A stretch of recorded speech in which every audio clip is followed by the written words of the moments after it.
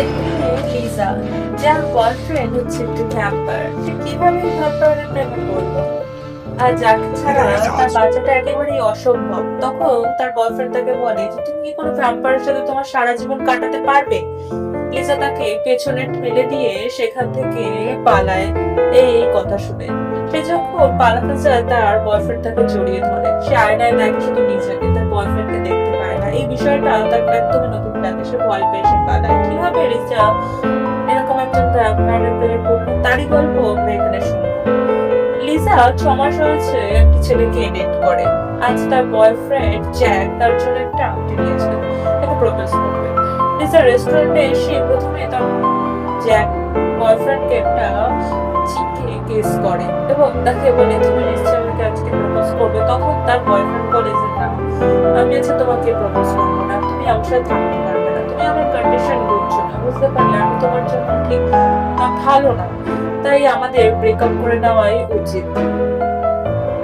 Lisa একেবারে থমকে যায় যে 6 মাস সে যতটুকু জ্যাককে চিনেছে তার জ্যাককে খুবই ভালো লেগেছে। তার মনে হচ্ছে যে জ্যাক খুবই ভালো মানুষ, খুবই ভদ্র। সে যত ছেলের সাথে মিশেছে তাদের মধ্যে সবচেয়ে সেরা এবং লাইফ পার্টনার হওয়ার জন্য একেবারে উপযুক্ত। সে কান্নায় ভেঙে পড়ে।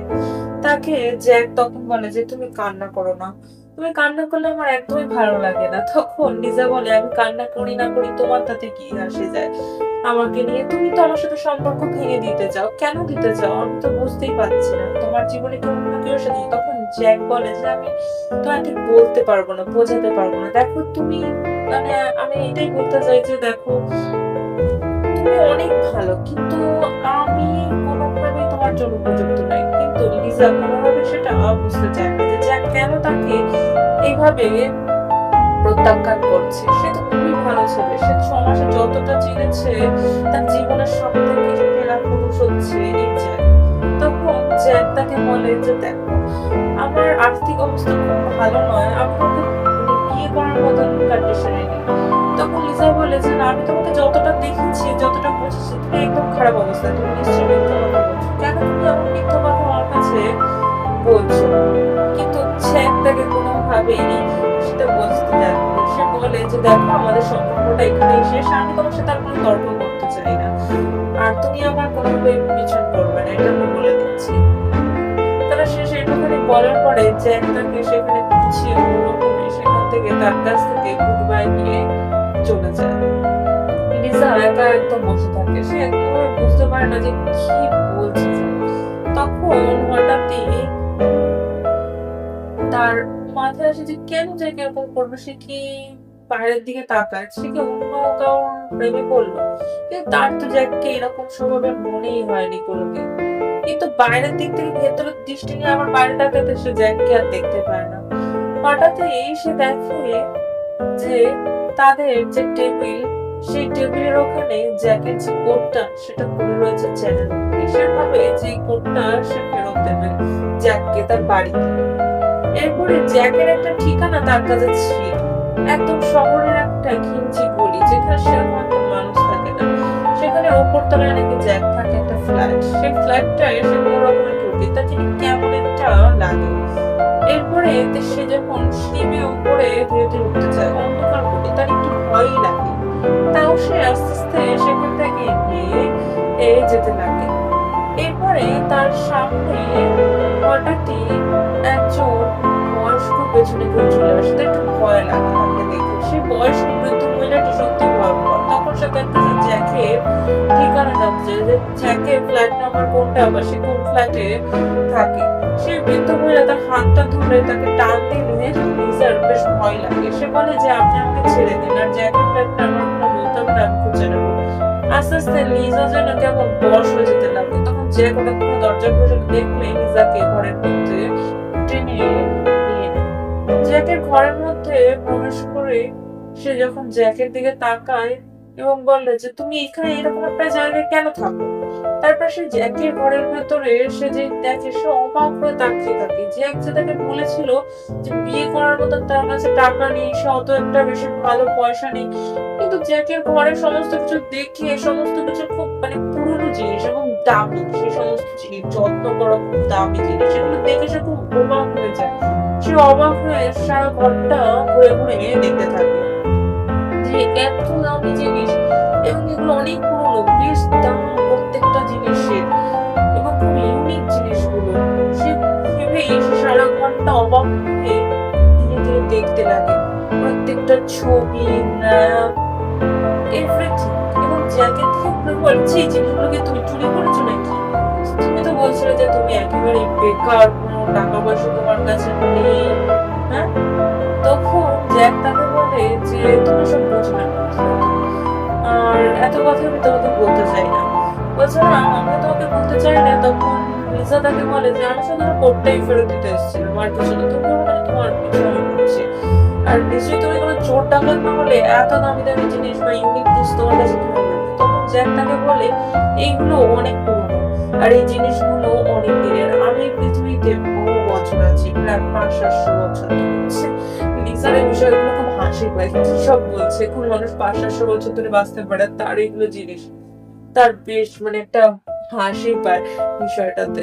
তারপরে তার একটু জানি কেমন সন্দেহ হয়, সে চারদিকটা একটু সন্দেহের চোখেই দেখে কি বলছে। তখন জ্যাক তাকে বলে যে তুমি নিশ্চয়ই আমার কথা আর বিশ্বাস করছো না, আমি একটা ভ্যাম্পিয়ার এবং আমি অনেকদিন বেঁচে রয়েছি, অনেকদিন ধরে। আর এই কারণেই দেখো তুমি একটা মানুষ এবং তোমার আমার সাথে কোনোভাবে সেটা সম্পর্ক টেকে না, তাই আমি চাই না যে তোমার আমার সাথে সম্পর্ক। তখন লিজা বলে যে তুমি ফালতু কথা বলছো না আমাকে তোমার হাত থেকে ছেড়ে মারার জন্য, তাই তো?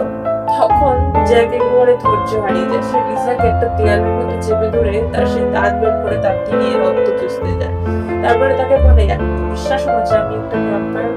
আসলে লিজা বুঝতে পারে যে হ্যাঁ সত্যি জ্যাক হচ্ছে একটা ভ্যাম্পায়ার। আসলে সে কোনো সাধারণ মানুষ নয় আমাদের মতো। তখন সে যখন বুঝতে পারে দেখো একটা মানুষ এবং ভ্যাম্পায়ার এগুলো সময় মিল অসম্ভব না। লিজা তাকে ওদের দিকে ঠেলে দেয় এবং সেখান থেকে চলে যেতে আরম্ভ করলে লিজাকে আবার তার বয়ফ্রেন্ড জ্যাক চেপে ধরে এবং সে আয়নায় শুধু নিজের ছবি দেখতে পায়। লিজা তার বয়ফ্রেন্ডকে দেখতে সে পায় না আয়নার মধ্যে। সে বুঝতে পারে যে সত্যি জ্যাক হচ্ছে ভ্যাম্পায়ার এবং তাই সে রাত্রিবেলায় শুধু সবসময় জ্যাকের সাথে মিলেছে, কোনো সময় সে দিনের বেলা তার সাথে দেখা করেনি। এরপরে লিজা সেখান থেকে ছুটে বেরিয়ে আসে। তার জগৎটা যেন একেবারে উলট পালট হয়ে যায়। সে কি করবে কিছু বুঝতে পারে না। এবার কোনোভাবে সে একটা বারে যায় এবং সেখানে তার বন্ধুদেরকে তার ব্রেকআপ পার্টি দেয়। তার বন্ধুরা সেলিব্রেট করতে থাকে। তার একটা বান্ধবী বলে যে দেখ এত মন খারাপ করে কোনো লাভ নেই, তুই যে সুন্দর দেখতে এবং তোর যা মন তুই ওরকম জ্যাক পেয়ে যাবে, বুঝলি? কিন্তু লিজা কোনোভাবে নিজের মন খারাপ করবে, কারণ সে জানে জ্যাক যদি ভ্যাম্পায়ার যাই সে শত গুণে ভালো একটি ছেলে। সে যে আসলে তাকে ব্রেকআপ করেনি, তার জীবন বাঁচিয়ে সে সরে গেছে সে বুঝতে পারে। এবার তার বন্ধুদের মধ্যে থাকায় তার বন্ধুর একটা মিউচুয়াল ফ্রেন্ড সে লিজার কাছে আসে এবং লিজার সাথে ফ্লার্ট করতে আরম্ভ করে। লিজার এই বিষয়টা ভালো লাগে, সে তাকে সরিয়ে দেয় এবং সোজা কথা বলে দেয় যে আমি কোনোভাবেই কোনোরকম কোনো ক্যাজুয়াল রিলেশনশিপ কিচ্ছুতে যেতে চাই না, আপনি একটু একা থাকবেন। খুবই বিরক্ত করে লিজার বিষয়টা বিরক্ত করে লাগে। তখন তার বান্ধবী বলে আর কি আছে তো আমাদের হেনরি একটু তোর সাথে একটু শুধুমাত্র একটু ক্যাজুয়ালি ফ্লার্ট করছে, তুই এত বিরক্ত করা একটু তুইও মজা কর।